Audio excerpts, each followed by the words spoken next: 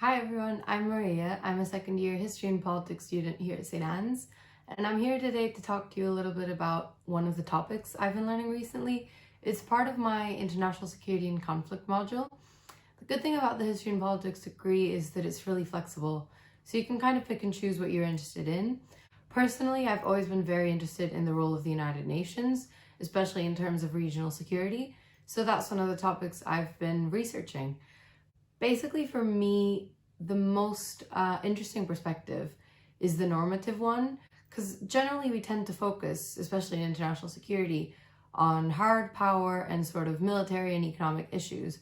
But I find it really important to also evaluate the normative perspective, which is basically how the UN has been able to introduce norms and ideas into international discourse.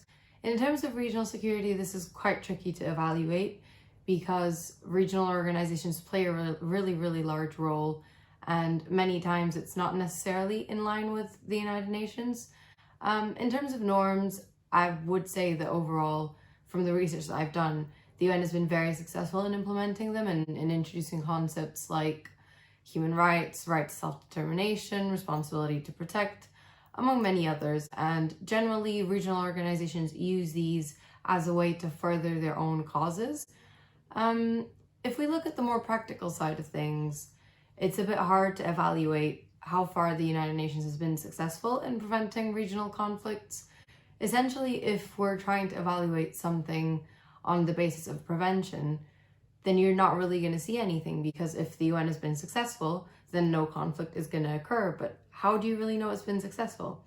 This has been one of my main struggles this week. We can look at cases like Rwanda and Darfur, which have been generally seen as failures of the United Nations due to its very late reaction and generally limited mandate in terms of peacekeeping. But I kind of always tend to be a bit optimistic in the sense that without the UN, would the world be in a better place? I think we can generally agree that no. Of course, it has a lot of things that it could improve on, especially in terms of the Security Council. The way it works deeply limits the United Nations, but we can't really forget that within the current international system, the UN is bounded by member states. It doesn't have its own resources. It relies on other countries, essentially. Even for its own peacekeeping forces, the UN Blue Helmets come from member states. So yeah, I think that's basically what I've been learning about the UN, and I hope you guys found it interesting.